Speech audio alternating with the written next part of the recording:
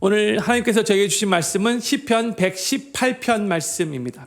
시편 118편이 총 29구절이 되고 있는데 오늘 시간상 전체를 다 나눌 수는 없고 1절부터 23절까지만 나누도록 하고요. 성경 봉독은 1절부터 9절까지만 하도록 하겠습니다. 제가 먼저 하나님 말씀 읽도록 하겠습니다. 여호와께 감사하라. 저는 선하시며 그 인자하심이 영원함이로다. 이제 이스라엘은 말하기를 그 인자하심이 영원하다 할지로다. 이제 아론의 집은 말하기를 그 인자하심이 영원하다 할지로다.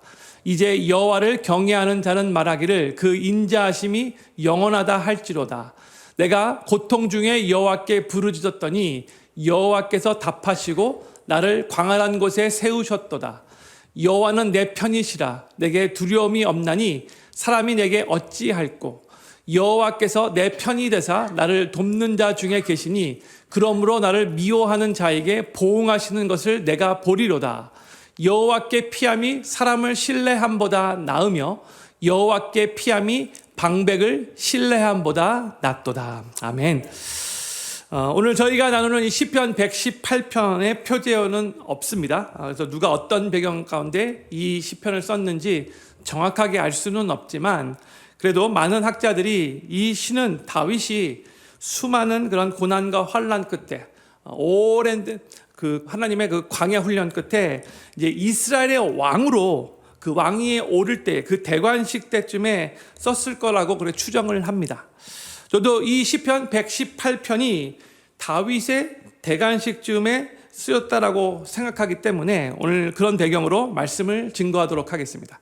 그리고 제가 계속해서 이제 말씀드렸듯이 시편 113편부터 118편까지는 유대인들이 유월절 식사 때 구원의 하나님께 감사하는 마음으로 낭독하는 시라고 말씀드렸죠. 시편 113편과 114편은 유월절 식사 전에 낭독하고 115편부터 118편은 유월절 식사 후에 낭독하는데, 그러니까 이 시편 118편이 유월절 식사 후에 가장 마지막으로 낭독하는 시가 되는 것이죠. 이것을 기억하면서 오늘 본문 말씀의 내용을 살펴보도록 하겠습니다. 우리 1절 말씀 우리 같이 읽도록 하겠습니다. 시작.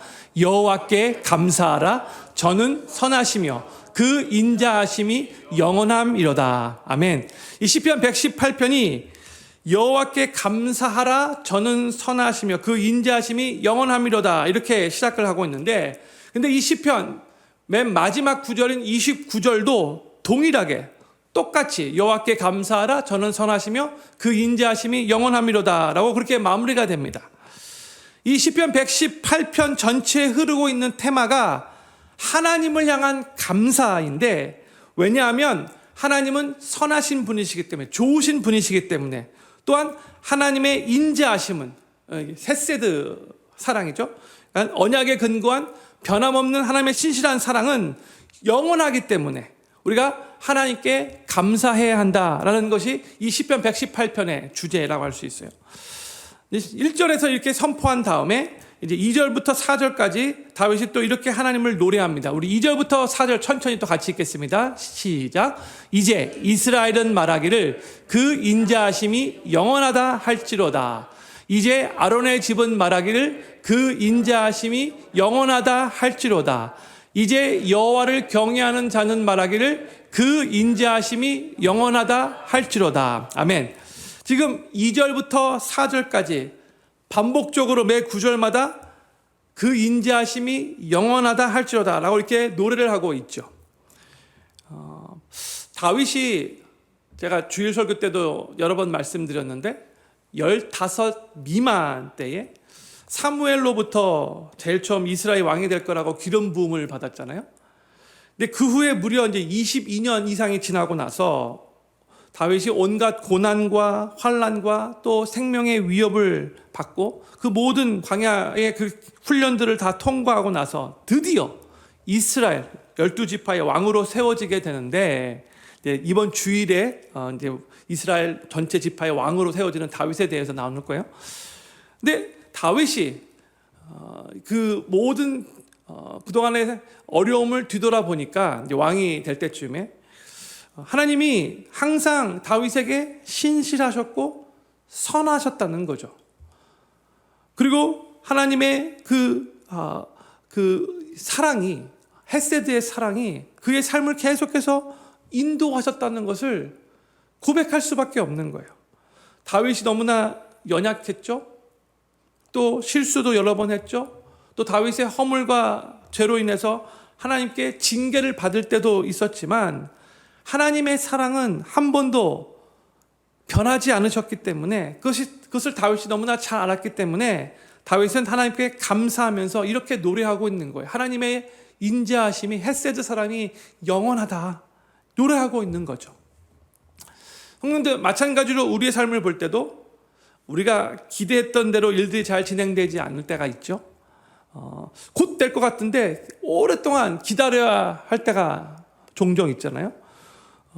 환난을 경험하고 고난을 통과하고 이상하게 응답이 될 것 같은데 계속해서 지연돼요. 그런 경우가 있어요. 그렇죠? 또한 우리의 연약함과 우리의 허물로 인해서 우리가 실수하고 넘어지고 또 하나님께 범죄할 때는 하나님께서 우리를 또 징계하실 때가 있죠. 근데 그럼에도 불구하고 우리를 향한 하나님의 사랑은 우리의 상태와 우리의 상황과 우리의 처지와 우리의 형편에 따라서 절대로 변하지 않는다는 거예요. 항상 동일하다는 거죠.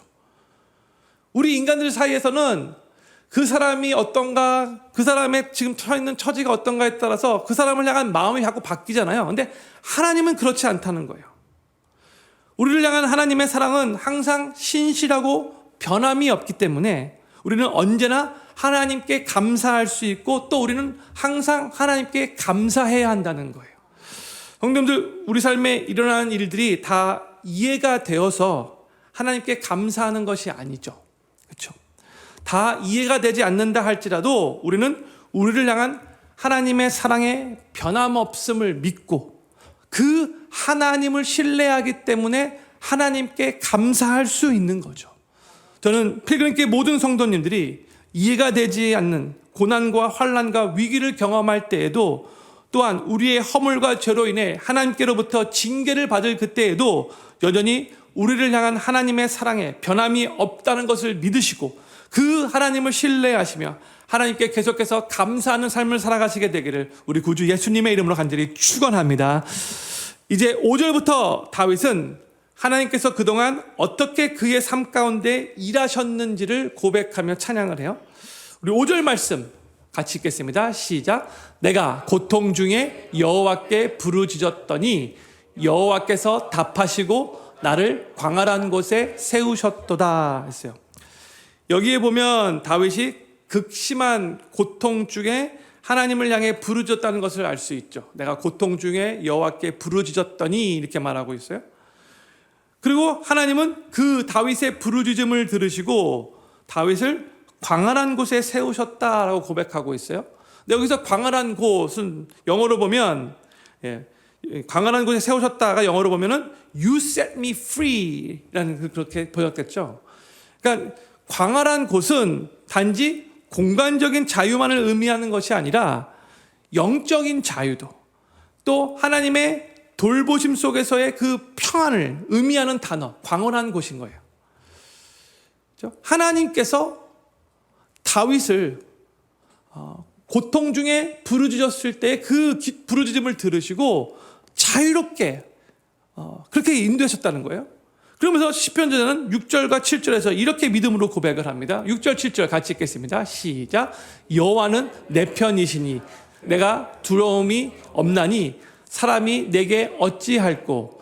여호와께서 내 편이 되사 나를 돕는 자 중에 계시니 그러므로 나를 미워하는 자에게 보응하시는 것을 내가 보리로다. 아멘.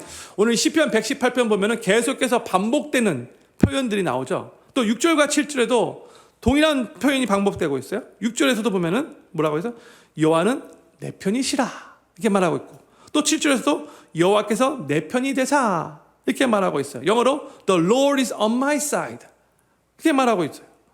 그러니까 하나님께서 바로 자기 옆에서 자기를 도와주신다라는 그런 의미인 거죠. 다윗은 고통 중에서 하나님께 부르짖었어요. 그때 하나님께서 그 부르짖음을 듣고 응답하셔서 하나님이 다윗을 자유케 해주셨다라고 고백을 했잖아요. 5절에서. 근데 다윗이 그렇게 자유를 누릴 수 있었던 이유는 하나님이 다윗의 편이시라는 것을 다윗이 확신했기 때문에 그렇다는 거예요. 성도님들, 세상이 우리를 대적할 때가 있어요. 또 사람들이 은근히 말로써 우리를 비방하고 비난할 때도 있어요.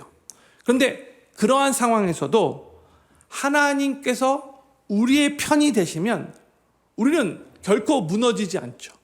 요동하지 않죠. 흔들리지 않는 거예요. 하나님이 우리의 편이시기 때문에 그런 거죠. 어떠한 상황에서도 하나님께서 나의 편이 되심을 우리가 확신할 수 있다면 우리의 심령 안에는 평안함과 담대함과 자유함이 생기는 거예요. 그렇기 때문에 우리는 항상 내가 지금 하나님의 편에 서 있는가를 점검해야 되는 거예요. 그렇죠? 제가 전에도 이 내용을 한번 나누었는데 다시 한번 나누고 싶어요. 미국의 남북 전쟁 시에 아브라함 링컨의 참모가 이렇게 물었다고 해요. 각하, 이 전쟁에서 하나님이 정말 우리 편에 서실까요? 이렇게 질문을 했어요. 근데 이 질문에 링컨이 이렇게 대답했다고 하죠. My concern is not whether God is on our side. My greatest concern is to be on God's side, for God is always right. 그렇죠? 내 관심은 하나님이 우리 편에 계신가가 아니다. 나의 가장 큰 관심은 우리가 하나님의 편에 서 있는가이다. 왜냐하면 하나님은 언제나 옳으시기 때문에. 그렇죠? 그러니까 이 남북 전쟁 하는 도중에 참모가 하나님이 우리 편에 서면 우리가 이 전쟁에 이길 텐데 이런 식으로 우리 편일까요? 그렇게 질문을 했는데 우리가 먼저 하나님의 편에 서 있기 위해서 노력해야 한다는 거예요. 그게 더 중요하다는 것을 지금 말해주고 있는 거죠. 성도님들, 우리 하나님은 언제나 옳으신 분이시고 모든 일들을 항상 의롭게 행하시고 실수가 없으신 분이시기에 우리는 먼저 우리가 하나님의 편에 서 있는가를 늘 점검하면서 하나님만을 의지해야 합니다. 그렇기 때문에 진짜 시편 저자는 8절과 9절에서 이렇게 고백을 해요. 8절 9절 말씀 우리 같이 읽겠습니다. 시작. 여호와께 피함이 사람을 신뢰함보다 나으며 여호와께 피함이 방백들을 신뢰함보다 낫도다. 아멘. 이 내용은 제가 지난 주일 설교 때 이미 나누었어요. 그렇죠? 우리가 사람을 신뢰하지 않고 오직 하나님만을 신뢰하며 하나님께만 피해야 하는 그 이유는 사람은 많이 연약하고 부족하고 실수가 많고 계속해서 변하는 믿을 만한 존재가 못 되기 때문에 그런 거죠. 그렇지만 우리가 믿고 섬기는 우리 하나님은 항상 변함이 없으신 완전하신 분이시기 때문에 우리는 그 하나님을 의지하며 신뢰할 수 있다는 거예요. 오늘은 잘 도와주다가도 내일 가서는 그 마음이 변할 수 있는 게 인간이에요. 그렇죠? 또한 진심으로 이 사람을 도와주고 싶어도 온전히 도와줄 수 없는 그 연약함이 있는 게 우리 인간인 거죠. 능력과 지혜가 부족해요. 다 알 수 없고 다 할 수 없어요. 그게 바로 우리 인간이에요. 세상에서 가장 똑똑하고 가장 많은 지식을 가지고 있는 사람이라 할지라도 전지하신 하나님과 비교해 보면 게임이 안 될 정도로 모르는 것이 엄청나게 많죠. 지혜가 없을 때가 많아요. 우준할 때가 많아요. 또한 세상에서 가장 능력이 많고 유능하고 힘이 세다 할지라도 전능하신 하나님과 비교해 볼 때에 정말 게임이 안 될 정도로 할 수 없는 일들이 엄청나게 많아요. 그러니까 도와주고 싶어도 정말 도와줄 수 없는 것이 우리 인간, 아주 제한이 많은 그런 한계가 많은 인간이라는 거죠. 그렇기 때문에 우리는 사람보다 먼저 하나님을 찾고 하나님을 의지하는 그 습관을 갖는 훈련을 가져야 합니다. 어떠한 상황 속에서도 도움이 필요한 그 상황에서 먼저 사람보다 하나님을 찾는 습관을 가져야 한다는 거예요. 이것이 바로 하나님 편에 서는 첫 번째 스텝이에요. 우리가 먼저 사람의 도움을 찾으려 하면 하나님의 편에 먼저 설 수가 없는 거예요. 사람 편에 서는 거죠. 그렇죠? 그리고 이 세상에 그 누구도 그 무엇도 하나님보다 우리를 더 잘 도와줄 사람이 없다는 것을 항상 믿음으로 고백해야 돼요. 하나님이 나를 제일 잘 도와주시는 분이시다. 이 고백이 항상 있어야 되는 거죠. 찰스 콜스는 미국의 닉슨 대통령의 보좌관으로서 정말 엄청난 권력을 누렸던 사람이에요. 그런데 와ter게이트 사건에 연루되어서 실형을 선고받고 감옥에 수감되었던 사람이죠. 그는 닉슨 대통령의 신복이자 문제 해결사로 불렸고 이 대통령의 오른팔이라고도 불렸어요.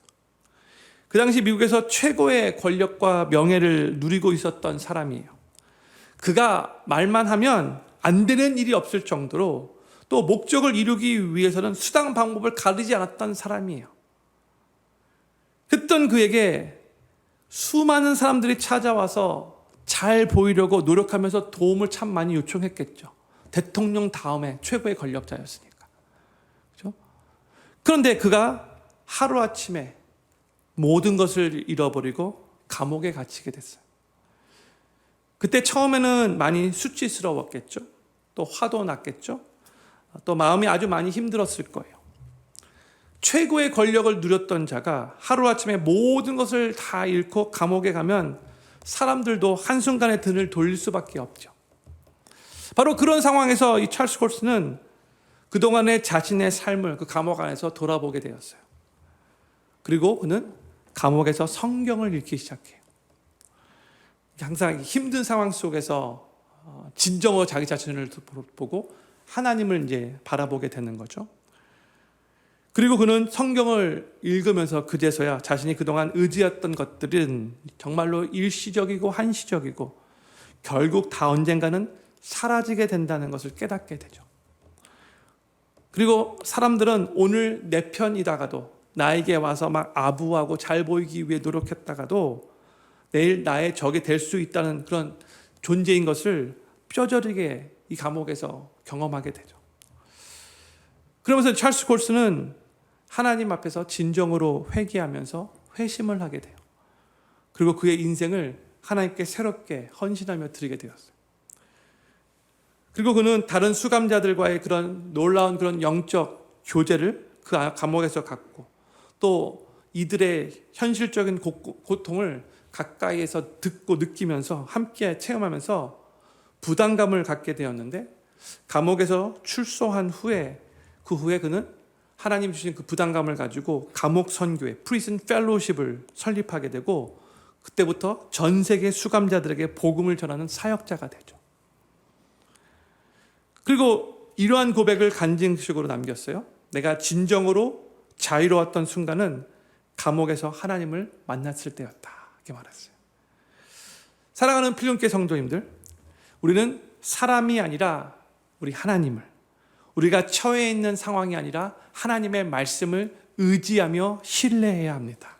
하나님만이 우리의 삶에 참된 도움과 피난처가 되시기 때문입니다.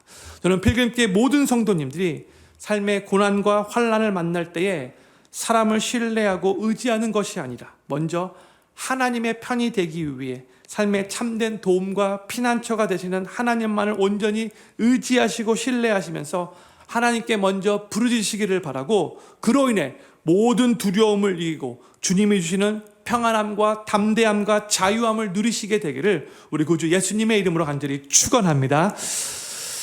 이제 다윗은 10절부터 12절에서 극심한 위기 속에서도 자신이 하나님을 의지하면서 승리를 선포했던 그 믿음의 고백을 했다는 것을 여기서 고백을 해요. 10절부터 12절 말씀 계속해서 또 반복되는 그 표현이 나오는데 같이 한번 우리 같이 읽겠습니다. 시작. 열방이 나를 애워쌌으니 내가 여호와의 이름으로 저희를 끊으리로다. 저희가 나를 애워싸고 애워쌌으니 내가 여호와의 이름으로 저희를 끊으리로다. 저희가 벌과 같이 나를 애워쌌으나 가시덤불에 불같이 소멸되었나니 내가 여호와의 이름으로 저희를 끊으리로다. 아멘. 한국말로 번역될 때는 이게 조금 그 시제가 좀 헷갈릴 수 있는데 이 구절들 안에 나오는 모든 동사들은 다 과거형입니다. 그러니까 다윗이 과거의 위기 가운데 있었던 사건을 지금 고백하면서 말하고 있는 거예요. 다윗은 자신이 여기 10절 보면 열방으로부터 애워싸였다, 포위당했었다라고 이렇게 고백을 하고 있었죠. 다윗이 사울왕의 추격을 받으면서 계속해서 도망자의 신세로 살아왔는데, 그때 다윗의 느낌으로는 열방이, 영어로 보면 all nation이 자신을 에워싸는 듯한 그런 느낌을 받았다는 거예요. 그러니까 가는 곳마다 사방이 다 자신의 적과 같이 느껴졌던 거죠. 그래서 결국 갈 곳이 없어서 블레셋 땅까지 그렇게 망명했었잖아요. 그런데 이제 이 10절에서도 그렇고 또 11절에서도 그렇고 또 12절에서도 그렇고 계속 반복적으로 그러한 위기의 상황에서 다윗은 내가 여호와의 이름으로 저희를 끊으리로다 라고 믿음으로 계속해서 선포했다는 거예요. 그런 위기의 상황 가운데 본인이 느끼기에 가는 곳마다 열방이 자기를 항상 포위하고 자기를 막 대적하는 그런 위기 상황 가운데서도 나는 계속해서 내가 여호와의 이름으로 저희를 끊으리로다 이렇게 선포했다는 거예요. 성도님들, 하나님을 의지하는 믿음은 수적으로 또한 물리적으로 많이 불리하다 할지라도 하나님으로 인해 크게 흔들리지 않게 됩니다. 믿음의 고백이 그런 거예요. 그리고 우리가 위기에 처했을 때에 감정적으로 불안해지고 두려워질 수 있겠지만, 그러면 그럴수록 더욱더 우리는 믿음으로 선포하는 게 중요한 거예요. 필요하다면 계속해서 반복적으로 믿음으로 선포해야 되는 거예요. 그게 우리의 신앙을 더욱더 견고하게 붙잡아 줄 수 있다는 거예요. 예를 들면 우리가 위기에 처했을 때 계속해서 이런 믿음의 고백을 하면 너무나 좋아요. 하나님은 바로 이러한 상황에서도 지금 나와 함께 하신다. 믿음의 고백을 하는 거죠. 하나님은 나로 하여금 이 고난을 잘 극복하도록 도와주실 것이다. 고백하는 거예요. 나는 결국 하나님의 도우심으로 승리할 것이다. 또 하나님은 모든 것을 합력하여 결국 선을 이루실 것이다. 이 과정을 통해서 결국 나는 아름답게 성화될 것이다. 계속해서 이렇게 믿음으로 고백하고 선포하는 게 중요한 거예요. 힘들면 힘들수록 더욱더 여기에 놀라운 능력이 있고 파워가 있는 거예요. 이 믿음의 고백은 위기와 환난의 한가운데서 우리를 붙들어주는 힘이 되면서 그 상황을 넉넉히 이겨내게 하는 은혜의 동력이 됩니다.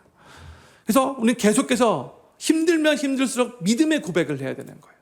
부정적인 말 하는 게 아니라 내 인생은 왜 맨날 이렇게 꼬이지? 이런 말 하는 게 아니라 믿음으로 하나님의 말씀을 근거한 앞으로 계속해서 하나님이 나의 삶을 가장 선한 길로 인도하실 거라고 계속해서 고백할 수 있어야 되는 거예요. 이렇게 다윗이 반복적으로 계속해서 믿음으로 선포했는데 어떤 일이 벌어졌는가? 13절과 14절 말씀 같이 읽겠습니다. 시작. 내가 나를 밀쳐 넘어뜨리려 하였으나 여호와께서 나를 도우셨도다.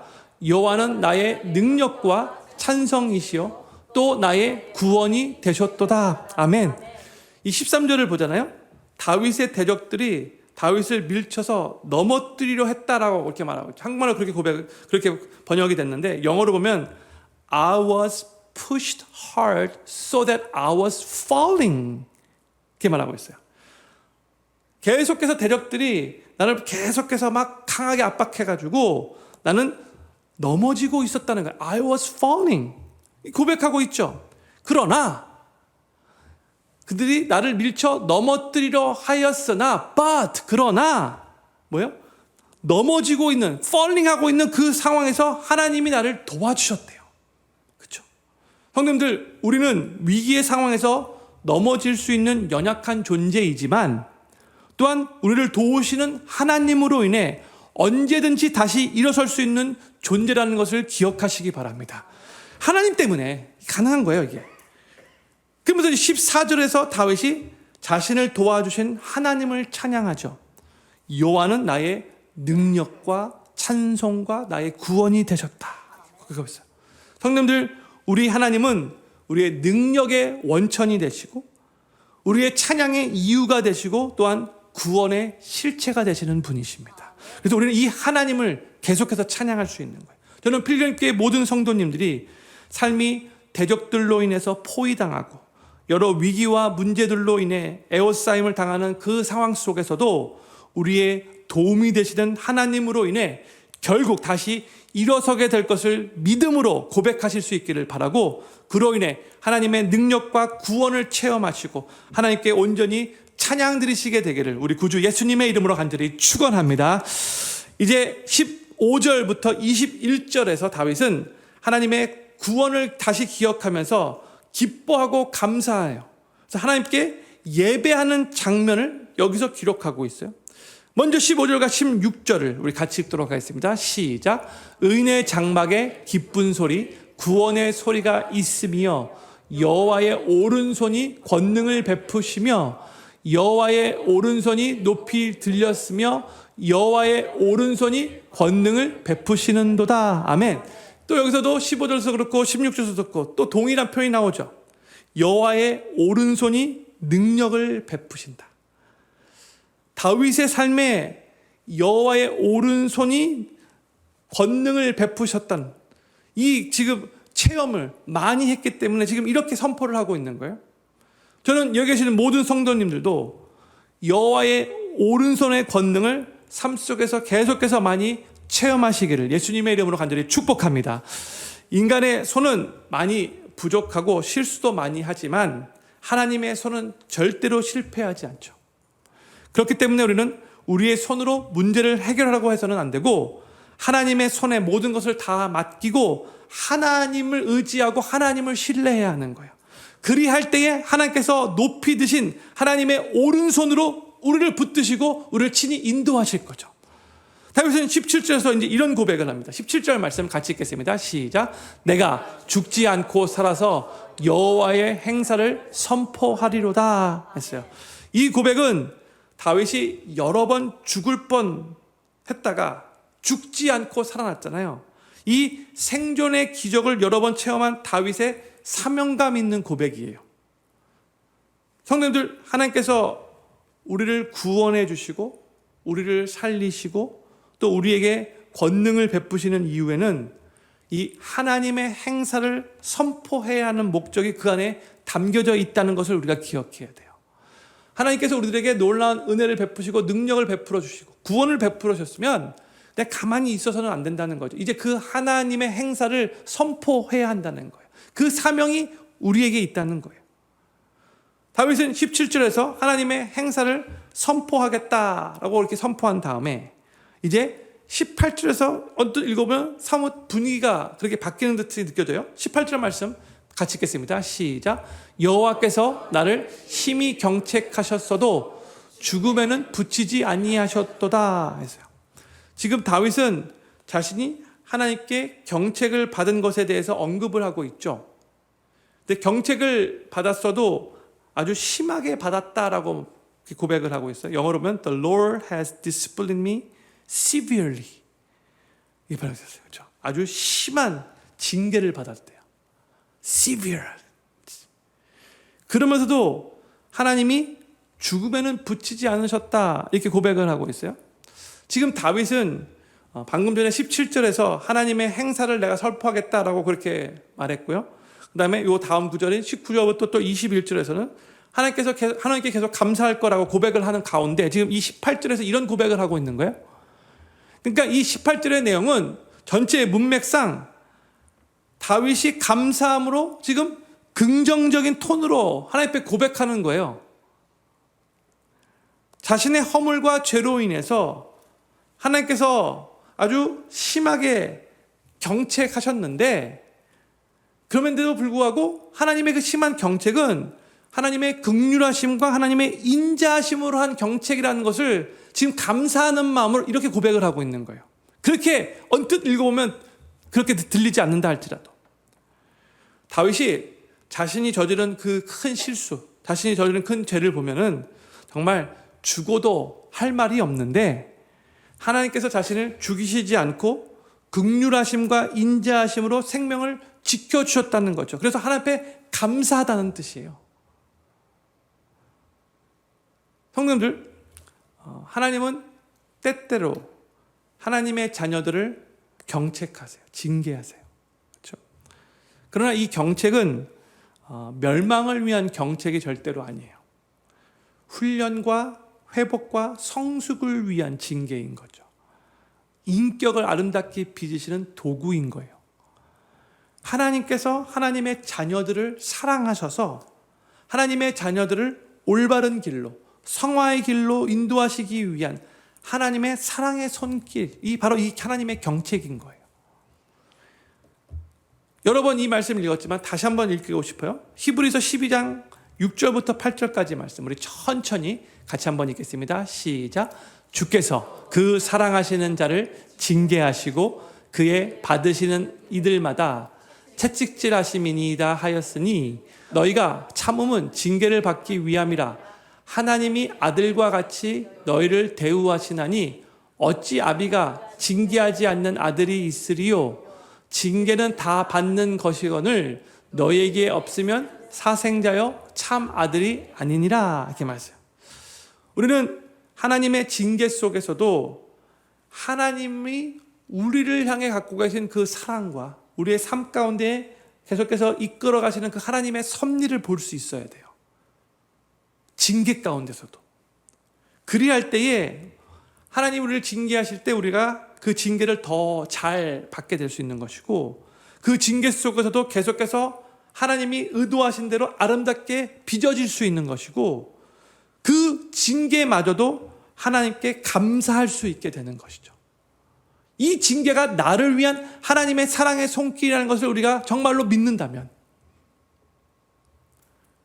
이렇게 하나님의 징계에 대해서 감사한 마음을 표현했던 다윗이 이제 19절부터 21절에서 이제 예배의 자리로 나아가 하나님 앞에 더 감사하는 것을 고백합니다. 19절부터 21절 말씀 같이 또 읽겠습니다. 시작. 내게 의의 문을 열지어다. 내가 들어가서 여호와께 감사하리로다. 이는 여호와의 문이라. 의인이 그리로 들어가리로다. 주께서 내게 응답하시고 나의 구원이 되셨으니 내가 주께 감사하리이다. 아멘. 다시 19절 보여주세요. 19절에서 내게 의의 문을 열지어다 이렇게 말하고 있는데, 이 말은 자신이 예배의 자리로 나아간다라는 그런 의미인 거예요. 근데 이런 식으로 표현한 거죠.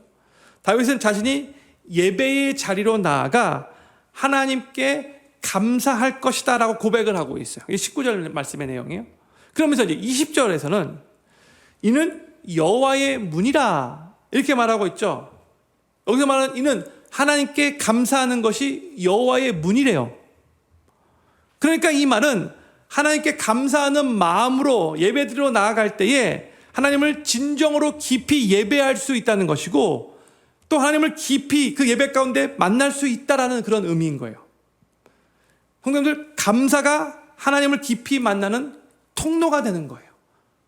감사로 하나님 앞에 제사를 드리는 것이 너무나 중요한 열쇠인 거예요.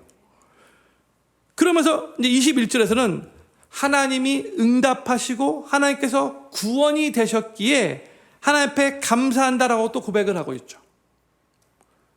성도님들, 하나님의 구원과 하나님의 응답하심, 하나님이 우리 삶에 베푸시는 그 권능과 우리를 향한 하나님의 사랑에 우리가 보여야 하는 마땅한 반응은 감사이고요. 또한 그에 따르는 하나님을 깊이 만나는 예배의 회복인 거예요. 감사와 예배의 회복, 이 두 가지가 병행해서 나간다는 거죠. 사도행전 16장 말씀을 보면은요, 사도 바울이 빌립보에서 사역을 하는 동안에 귀신 들린 여종을 치유해 줬잖아요. 그때 그 여종을 통해서 점쳐주며 돈을 벌었던 그 여종의 주인이 막 화가 나서 사람들을 막 선동해가지고 바울을 붙잡아 막 매로 심하게 치고 나서 그 다음에 캄캄한 감옥에 가두죠. 바울의 입장에서는 사실 잘못한 게 하나도 없는데 억울하게 지금 엄청나게 매를 맞은 것이고 캄캄한 감옥에 갇힌 상태예요. 게다가 지금 바울은 로마 시민권자예요. 저들이 로마 시민권자에게 절대로 해서는 안 되는 짓을, 그 불법을 저지른 거예요. 그러니까 로마 시민권자인 것을 모르고, 그러니까 억울하게 지금 엄청나게 매를 맞고 캄캄한 옥에 갇힌 거고 손발이 착고에 든든히 이렇게 메어져 있어요.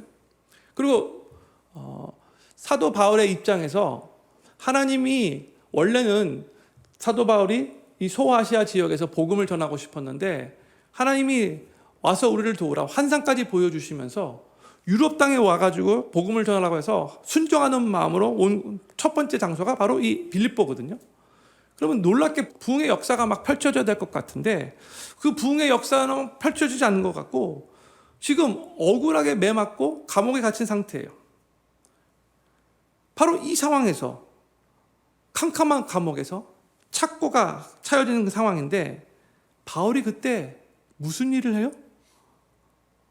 기도하며 하나님을 찬미하죠. 정신 나간 거 아니에요? 어떻게 이게 가능하죠? 속상해하고 막 낙심하고 원망할 수 있는 상황인데 그런다고 해도 다 어느 정도 충분히 이해가 되는데 지금 바울이 바로 그 상황 속에서 내가 복음을 열심히 전하고 있었는데 하나님께 순종하면서 유럽 땅에 왔는데 어떻게 나에게 이럴 수 있습니까? 이렇게 따지지 않고 하나님께 기도하며 하나님을 찬미했다는 거예요. 놀라운 일인 거예요, 이게. 그러면 바울이 그 엄청나게 얻어맞고 캄캄한 감옥에서 지금 손발에 착고가 든든히 차여져 있는데 그 상황에서 무슨 찬양을 했을까요? 무엇에 대해서 하나님께 찬양을 올려드렸을까요? 이것은 이제 저 혼자만의 이제 상상력인데 그 당시에 우리가 불렀던 이 찬송가가 있지는 않았겠지만 저는 이런 류의 찬양을 불렀을 거라고 생각이 들어요. 저희가 부르는 찬송가 중에서 찬송가 495장이 있죠. 가사가 이래요. 내 영혼이 은총 입어 중한죄짐 벗고 보니 슬픈 많은 이 세상도 천국으로 화하도다. 2절 주의 얼굴 뵈기 전에 멀리 뵈던 하늘나라 내 마음속에 이루어지니 날로 날로 가깝도다. 3절 높은 산이 거친 들이 초막이나 군거리나 내 주 예수 모신 곳이 그 어디나 하늘나라. 후렴이 할렐루야 찬양하세 내 모든 죄 사함받고 주 예수와 동행하니 그 어디나 하늘나라. 아멘. 하나님의 은혜로 구원받은 하나님의 백성들은 예수님을 모신 곳이 그 어디나 하늘나라이기에 엄청나게 매맞고 캄캄한 상황에서 손과 발에 착고가 든든히 차여져 있음에도 불구하고 바로 그 상황 속에서도 하나님을 찬양하며 하나님 앞에 감사할 수 있게 되는 거죠. 왜요? 주 예수와 동행하면 그 어디나 하늘나라이기 때문에 그 캄캄한 감옥도 예수님이 함께하고 계시기에 구원받은 성도와 함께하고 계시기에 그 하나님 감사하면서 찬양할 수 있는 거예요. 저는 필그림교 모든 성도님들이 하나님께서 삶에 베풀으신 구원의 은혜에 감격하시면서 또한 우리를 올바른 길로 인도하시기 위해 우리에게 징계를 허락하시는 하나님 아버지의 사랑에도 감사드릴 수 있기를 바라고 우리의 삶에서 구원의 기쁨이 흘러넘치고 살아있는 동안 하나님이 하신 일을 담대히 증거하시면서 예배와 감사로 하나님의 구원에 응답하시는 삶을 살아가시게 되기를 우리 구주 예수님의 이름으로 간절히 축원합니다. 이제 다윗은 22절 23절에서 오늘의 마지막 구절이에요. 하나님이 자신의 삶에 행하신 기이한 일을 찬양합니다. 22절 23절 우리 같이 읽겠습니다. 시작.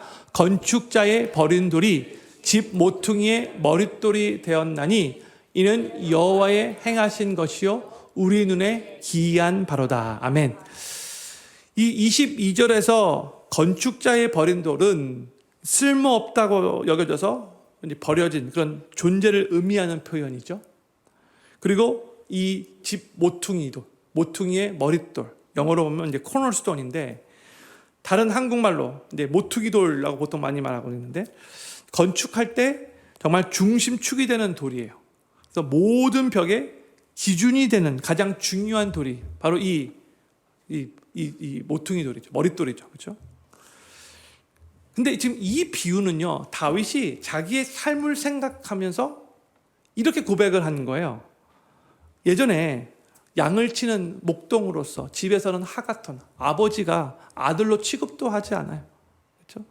사람들에게 멸시받고 아버지, 부모, 형들에게도 다 멸시받고 누구에게도 주목받지 못했던 그냥 양치기였는데 하나님께서 은혜를 베푸셔서 놀라운 반전을 일으키시고 이제는 온 이스라엘의 왕이 되게 하셨기에, 귀중하게 여김을 받게 되었기에 지금 이렇게 고백을 하고 있는 거예요. 자기 삶을 돌아보면서. 그리고 23절 보면 이 일은 자신의 능력으로 인한 것이 아님을 다윗이 너무나 잘 알고 있었죠. 이것은 하나님의 전적인 은혜로 이렇게 된 거예요. 그래서 이것은 하나님이 행하신 일이기 때문에 아주 기이한 바로다 이렇게 말하고 있어요. It is marvelous 이렇게 말하고 있는 거예요. 하나님의 놀라운 섭리였다는 거죠. 그런데 이제 이 22절 말씀은 이 구약시대 당시에 1차적으로는 다윗이 자기 자신을 생각하면서 표현한 것인데, 근데 이 구절은 또 장차 오실 메시아를 예표하는 예언적인 말씀이 되잖아요. 신약에서 예수님이 이 구절을 그대로 자신에게 직접 인용하셨어요. 사람들이 이 땅에 메시아로 오신 예수님을 영접하지 않고 마치 건축자의 버린 돌처럼 하찮게 여겼죠. 그래서 심지어 죽이려고까지 했잖아요. 근데 하나님께서 친히 이 예수님을 구원의 핵심인 모퉁이의 머릿돌로, 코너스톤으로 세우신 거죠. 하나님이 하시는 일은 인간의 이해를 넘어설 만큼 아주 기이하고 놀라운 일인 거예요. 특히 사람들이 필요 없다, 하찮게 여기며 버린 돌이 그렇게 귀중한 머릿돌, 이 코너스톤이 되는 것은 인간의 예측을 벗어나는 하나님의 신비인 거죠.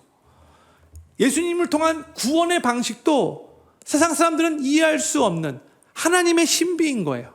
어떻게 믿음으로 구원받을 수 있는가? 어떻게 하나님의 아들이 저 하늘 보좌를 내려놓고 이 땅에 인간의 몸을 입고 오실 수 있는가? 이건 하나님의 신비인 거예요. 기이한 일인 거예요. 그런데 이것이 믿음으로, 아멘으로 받아지게 되면 거기에 구원이 임하는 거죠. 놀라운 은혜가 임하게 되는 거죠. 하나님의 놀라운 구원의 신비인 거예요. 마찬가지로 우리의 삶 속에도 이해할 수 없는 상황, 설명되지 않는 고난이 있을 수 있어요. 하지만 그 가운데서도 하나님은 놀라운 기이한 일을 행하시는 분이시라는 것을 우리가 믿어야 돼요. 버림받는 것 같은 상황에서도 하나님의 놀라운 뜻이 이루어질 수 있다는 것을 항상 믿음으로 붙잡고 있어야 되는 거예요. 또한 본문의 다윗과 같이 사람들에게 멸시받고 누구에게도 주목받지 못했다 할지라도 하나님의 놀라운 반전으로 아주 귀중하고 소중하게 여김을 받는 존재가 될 수 있을 또한 우리가 항상 마음속에 새겨야 된다는 거예요. 근데 무엇보다도 예수님을 믿는 바로 그 순간에 하나님은 온 우주 만물을 창조하신 하나님은 우리를 그렇게 소중하고 귀중한 자로 보신다는 거죠.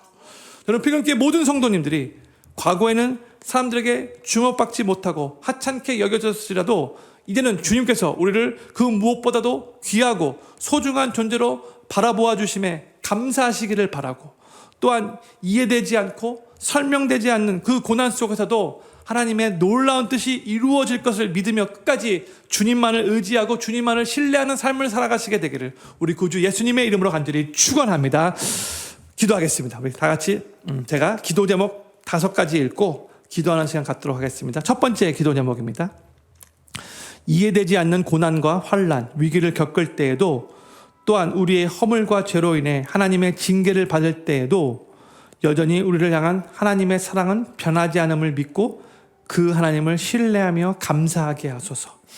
두 번째, 삶의 고난과 환난을 만날 때 사람을 의지하고 신뢰하기보다 먼저 하나님의 편에 서기를 선택하게 하시고 참된 도움과 피난처가 되시는 하나님만을 온전히 의지하며 부르짖게 하소서. 그리하여 모든 두려움을 이기고 주님이 주시는 평안과 담대함과 자유함을 누리게 하소서.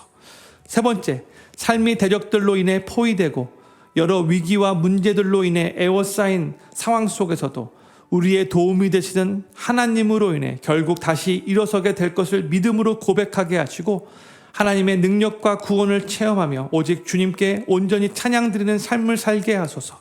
네 번째, 하나님께서 베풀어 주신 구원의 은혜에 감사드리며 또한 우리를 바른 길로 이끄시기 위해 때로 징계를 허락하시는 아버지 하나님의 사랑에도 감사드립니다. 우리의 삶에서 구원의 기쁨이 흘러나오고 살아있는 동안 주님께서 행하신 일들을 담대히 증거하며 예배와 감사로 하나님의 구원에 응답하는 삶을 살아가게 하소서. 마지막 5번째, 과거에는 사람들에게 주목받지 못하고 하찮게 여겨졌을지라도 이제는 주님께서 우리를 그 무엇보다 귀하고 소중한 존재로 바라보아 주심에 감사드립니다. 또한 이해되지 않고 설명되지 않는 고난 속에서도 하나님의 놀라운 뜻이 이루어질 것을 믿으며 끝까지 주님만을 의지하고 신뢰하게 하소서. 오늘 말씀 생각하면서 다윗이 모든 그런 환난 끝에 결국 이스라엘의 왕으로 세워질 그때에 그의 삶을 뒤돌아보면서 하나님께 감사했듯이 우리의 삶에도 여러 가지 어려운 일들이 일어나지만 결국 하나님께서 우리의 편이 되시고 우리를 가장 아름답게 인도하실 것을 믿음으로 바라보며 계속해서 감사가 넘치는 삶 살아가게 해달라고 오늘 말씀 생각하면서 5가지 기도 제목을 얻고 앞에 먼저 합심으로 기도하기를 원합니다. 기도하겠습니다.